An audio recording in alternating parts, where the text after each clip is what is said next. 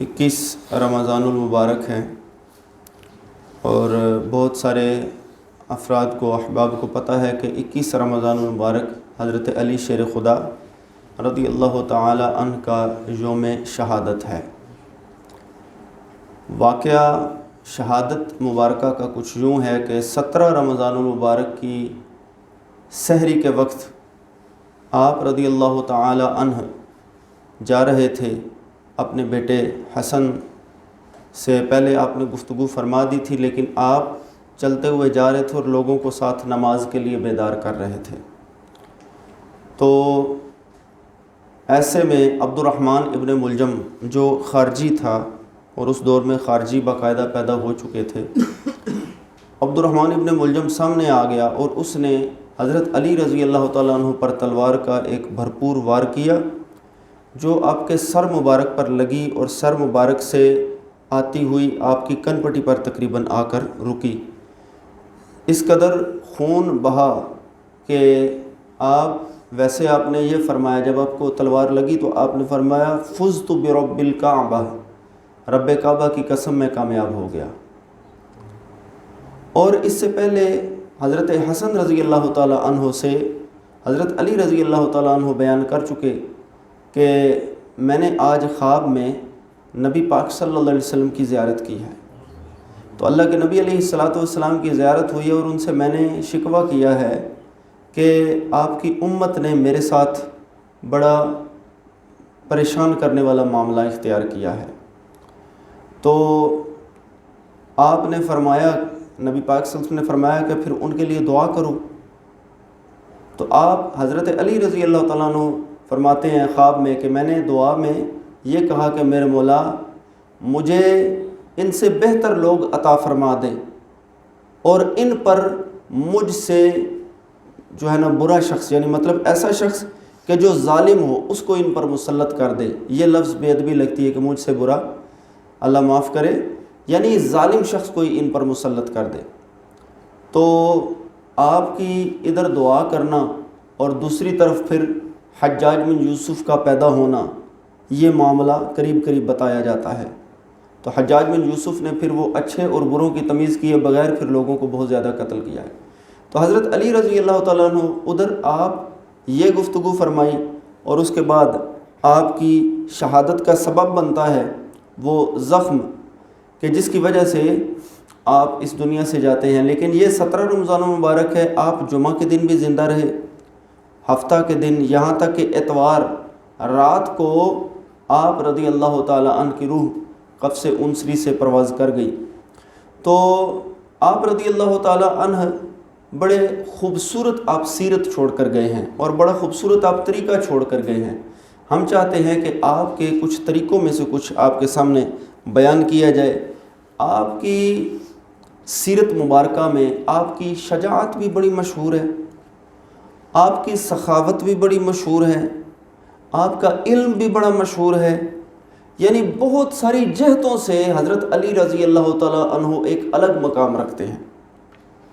اگر ہم آپ کی شجاعت کی، آپ کی بہادری کی بات کریں تو اسلام کی سب سے پہلی جنگ غزوہ بدر میں حضرت علی رضی اللہ تعالیٰ عنہ کے مقابلے میں کافروں کا سردار آیا اور آپ نے اس کو واصل جہنم کیا۔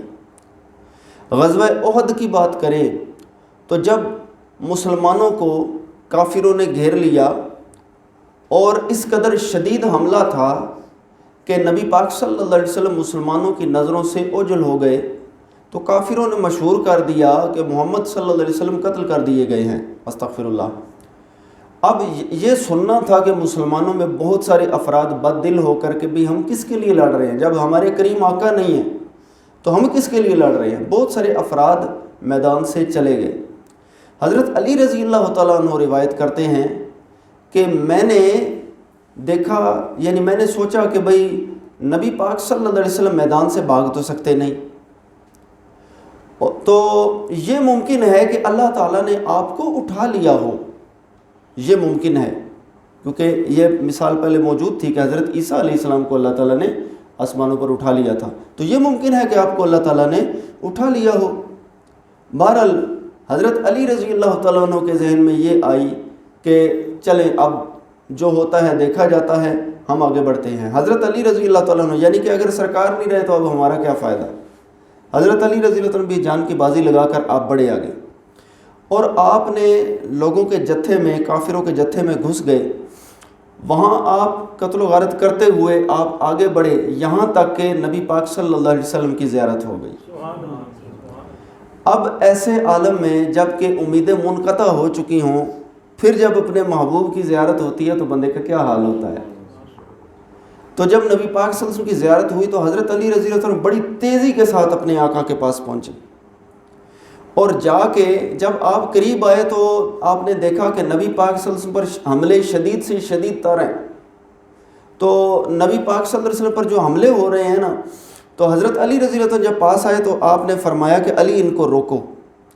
حضرت علی رضی اللہ عنہ نے پہلے حملے کو ناکام کیا، پھر دوسرا حملہ آیا، آپ نے اس کو ناکام کیا، اور آپ اپنی شجاعت کے جوہر دکھا رہے تھے کہ جبریل امین آسمان سے نازل ہوئے، اور انہوں نے آ کے حضرت علی رضی اللہ تعالیٰ عنہ کی جو نبی پاک صلی اللہ علیہ وسلم کی مدد تھی اس کی آپ نے تعریف کی۔ تو نبی پاک صلی اللہ علیہ وسلم نے فرمایا کہ انہو منی وانا منہ، کہ اس کی شان ایسی کیوں نہ ہو، کیونکہ یہ علی جو ہے یہ مجھ سے ہے اور میں اس سے ہوں۔ اب یہ جو ہے، یہ جو جملہ بولا جاتا ہے یہ کمال محبت کا اظہار ہوتا ہے۔ اچھا یہاں دیکھیے جبریل امین نے کیا کہا۔ جبریل امین کہتے ہیں وَأَنَا مِنْكُمَا، حضور میں پھر آپ دونوں میں سے ہوں۔ یعنی آپ نے کہا نا کہ اِنَّهُ مِنِّي وَأَنَا مِنْهُ، میں اس سے ہوں، یہ مجھ سے ہے، تو جبریل امین گویا کہ درخواست کر رہے ہیں حضور مجھے بھی شامل کر لینا، وَأَنَا مِنْكُمَا، اور میں آپ دونوں میں ہوں۔ تو دوستان ذی وقار اس طرح سلسلے بڑھتے چلے جاتے ہیں۔ ایسا وقت بھی آیا کہ حضرت علی رضی اللہ تعالیٰ عنہ کی گود مبارک میں سرکار کا سر مبارک ہے، اور یہاں تک کہ عصر کی نماز قضا ہو جاتی ہے، اور عصر کی نماز جب قضا ہوتی ہے تو آپ اشاروں سے تو نماز ادا کر لیتے ہیں، لیکن ساتھ پریشان ہیں کہ آج میں نماز اس طرح سے ادا کر نہیں سکا جس طرح کرنی چاہیے تھی، پریشان تھے۔ سرکار کی چشمان مقدس کھلی، حضرت علی رضی اللہ عنہ کو پریشان دیکھا، آپ نے فرمایا علی قضا پڑھو گے یا ادا؟ تو مولا علی کا یہ عقیدہ تھا کہ میرا نبی بہت کچھ کر سکتا ہے اللہ کی عطا سے، تو آپ نے فرمایا قضا ادا پڑھوں گا۔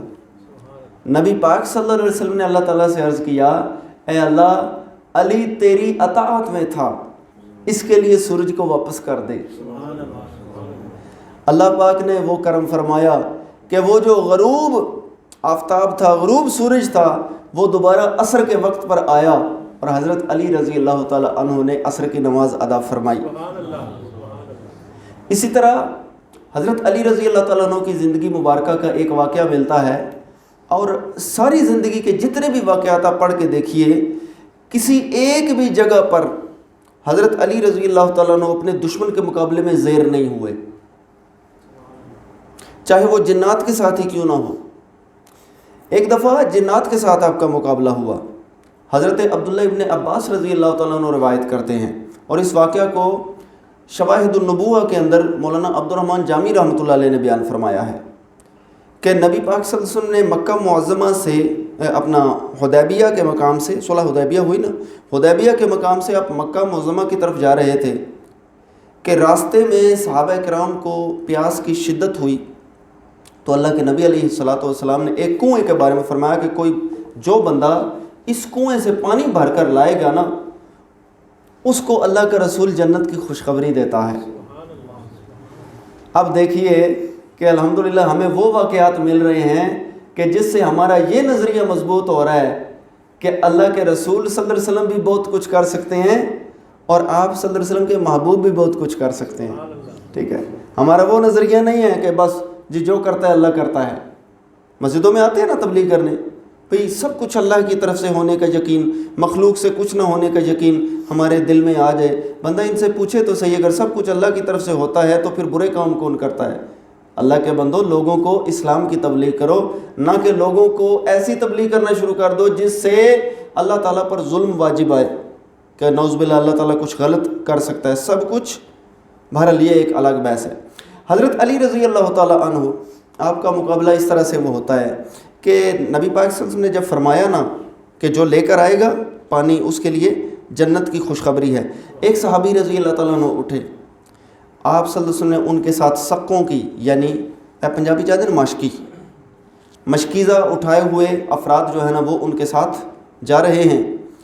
تو جب وہ ادھر جو ہے نا کنویں کے قریب صحیح طرح سے نہیں پہنچ پائے تھے کہ اس سے پہلے درخت تھے، درخت جو ہے نا وہ بہت زیادہ آپس میں ملے ہوئے تھے، ان درختوں کی جو حرکت تھی وہ ایسی تھی کہ بندے کو ڈرانے والی تھی، کیونکہ ان میں حرکت تھی اور ان میں سے بڑی خوفناک آوازیں آ رہی تھی۔ تو صحابہ کرام وہ آپ واپس لوٹے۔ اچھا، جب واپس آئے تو نبی پاک صلی اللہ علیہ وسلم کے پاس سے ایک اور جماعت گئی اسی طرح مشکیزیں لے کر، یہاں تک کہ جب تقریباً شام کا وقت آیا، آخر کار حضرت علی رضی اللہ تعالیٰ عنہ اسی طرح جماعت لے کر گئے۔ اور جب آپ جماعت لے کر گئے تو آپ نے ان کو یہ تلقین کر دی کہ آپ نے ادھر ادھر دھیان نہیں کرنا، بس ڈرنا نہیں، آپ نے میرے پیچھے پیچھے چلتے رہنا۔ یہاں تک کہ جب وہ ادھر کنویں کے پاس پہنچے تو وہاں سے صرف ڈراؤنی آوازیں نہیں آ رہی بلکہ کٹے ہوئے سر نمودار ہوئے جن کے منہوں سے آگ نکل رہی تھی۔ اس قدر شدید جو ہے نا وہ وہاں پہ جنات کا عمل دخل تھا۔ اب اس عالم میں مجھے بتائیے، اگر شام کا وقت قریب ہو تو پھر کنویں میں تو اور اندھیرا ہوگا نا۔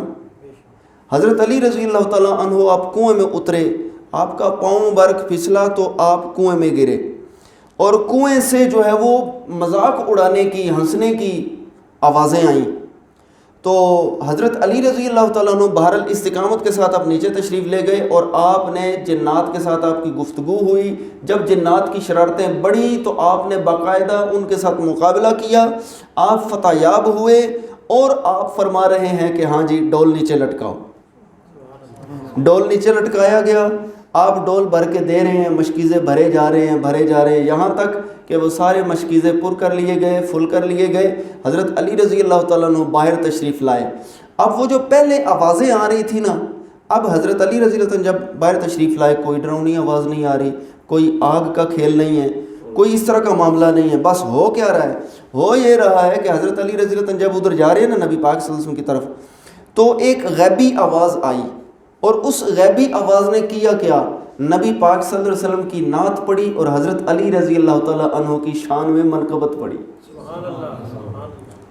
اب آپ صلی اللہ علیہ وسلم کے پاس جب ادھر پہنچ گئے، ساری رودات سنائی گئی، تو نبی پاک صلی اللہ علیہ وسلم جن کو اللہ نے اتنا علم غیب عطا فرمایا کہ اتنا کسی اور نبی کو بھی نہیں عطا فرمایا، آپ نے فرمایا کہ وہ شخص قوم جنات میں سے تھا، یعنی آپ لوگوں کو تو نظر نہیں آ رہا تھا لیکن وہ قوم جنات میں سے تھا، اور اس کا نام عبداللہ تھا۔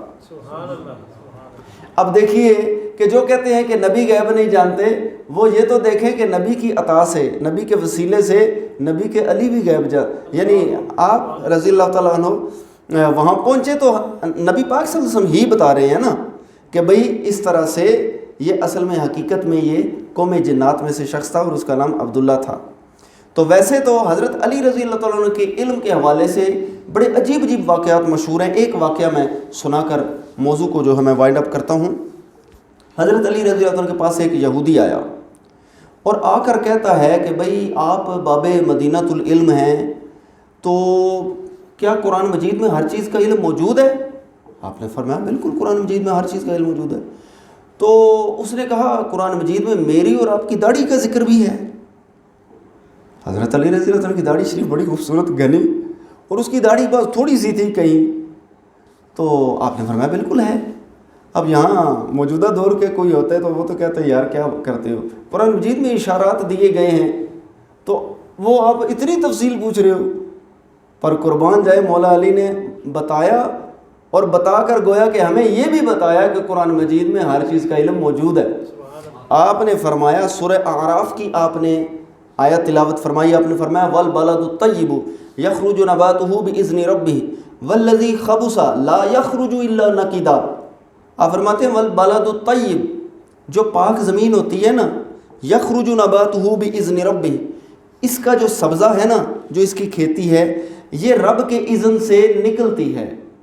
والذی خبث، لیکن جو خبیث زمین ہوتی ہے نا، لا یخرج الا نقیدا، اس میں سے نہیں نکلتا پر تھوڑا بہت. فرمایا پاک زمین میری تھوڑی ہے، پلیت زمین تیری تھوڑی ہے. تو علم کے حوالے سے جو سرکار نے فرما دیا کہ میں علم کا شہر ہوں اور علی اس کا دروازہ ہے، تو علم کے حوالے سے بھی حضرت علی رضی اللہ تعالیٰ عنہ کے سامنے جتنے مسائل آئے، یہاں تک کہ اس بات کو حضرت عمر فاروق رضی اللہ تعالیٰ عنہ بھی مانتے ہیں. ایک لڑکی کا مقدمہ آیا، اس لڑکی سے زنا ہوا اور اس سے حمل بھی قرار پا چکا تھا. حضرت عمر فاروق رضی اللہ تعالیٰ نے تو یہ فیصلہ کیا کہ اس کو سنگسار کیا جائے.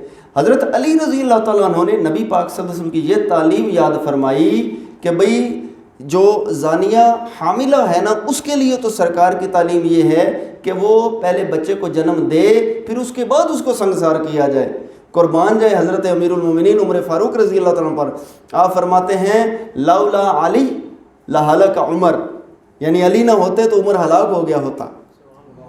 یعنی آپ کے ارشاد مبارکہ دیکھیے، سبحان اللہ، صحابہ کرام نے ایک دوسرے کی ادب اور تعظیم سکھائی ہے. حضرت علی رضی اللہ تعالیٰ عنہ تو یہ فرماتے ہیں جو مجھے ابو بکر اور عمر پر فضیلت دے میں اس کو 80 درے لگاؤں گا. اور حضرت عمر فاروق رضی اللہ تعالیٰ عنہ کے بارے میں یہ ملتا ہے کہ حضرت عمر فاروق رضی اللہ تعالیٰ عنہ جب آئی جو ہے نا اپنا وہ مال غنیمت آیا، تو مال غنیمت میں آپ نے حضرت حسنین کریمین کو زیادہ دیا. تو جب یہ سوال پیدا ہوا تو آپ رضی اللہ تعالیٰ عنہ نے اس کے مقابلے میں سختی اختیار کی. یہاں تک کہ ایران جب فتح ہوا تو حضرت بی بی شہر بانو وہ ایران کی بادشاہ کی بیٹی تھی، وہ جب تشریف لائیں سوال یہ پیدا ہوا کہ ان کی تو شادی کسی شہزادے سے ہونی چاہیے.